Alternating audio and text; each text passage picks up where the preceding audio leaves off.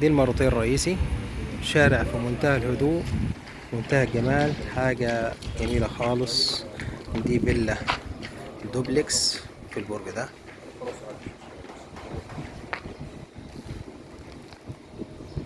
حاجة في منتهى الهدوء، في منتهى الجمال، في منتهى الشياكة، سكن هادي جدا. مدخل زي ما حضراتكم كده شايفين، 2 اسانسير،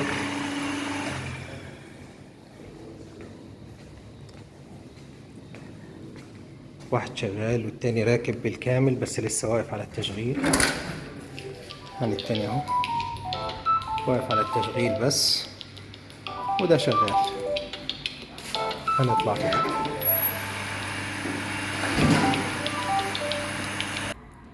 السلام عليكم ورحمة الله وبركاته. النهاردة يا جماعة جايب لكم فيلا مساحتها 220 متر، عداد الكهرباء الخاص بيها.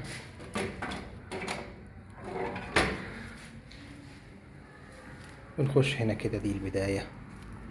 مساحة زي ما حضراتكم كده شايفين، ده مساحة الريسبشن. الفيلا دي متفرعة من الماروتية فيصل. الشارع بتاعها هادي زي ما حضراتكم كده شفتوا، سكني. هنا ده مساحة الريسبشن بالكامل. موجود عندنا هنا ده المطبخ على المنور، ده الحمام الخاص بالريسبشن.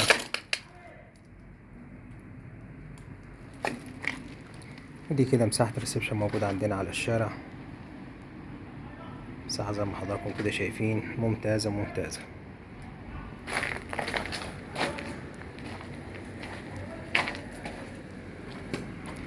ده الشارع الموجود عليه البرج. دي الماروتية، احنا تاني نمرة من الماروتية مباشر.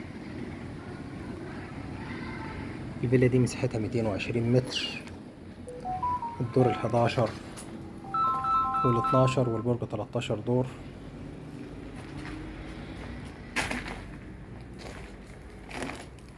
برضه نفس الأداء. عندنا هنا شباك على الشارع، يبقى ريسبشن تحت موجود، بلكونة وشباك على الشارع. نطلع للجزء التاني أو الدور التاني. السلم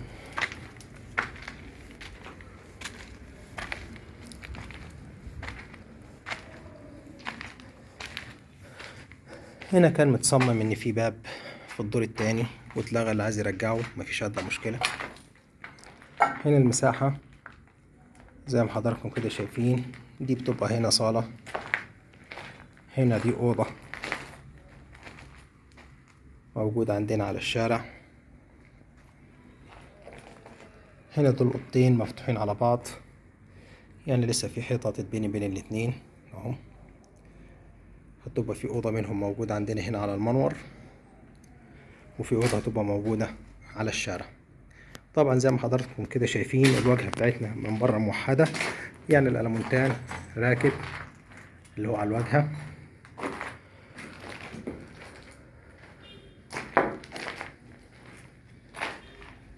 موجود عندنا هنا ده الحمام الخاص بالدور اللي فوق. يبقى أصبح في الدور اللي فوق ده موجود عندنا هنا 3 أوض نوم، منهم أوضتين مفتوحين على بعضهم، وفي صالة موجودة، وفي جزء تاني لو مش هتفتح الباب تقدر تستغله في أي حاجة، اللي هو الجزء اللي هناك. الفيلا دي مساحتها 220 متر، مصالحة معمولة.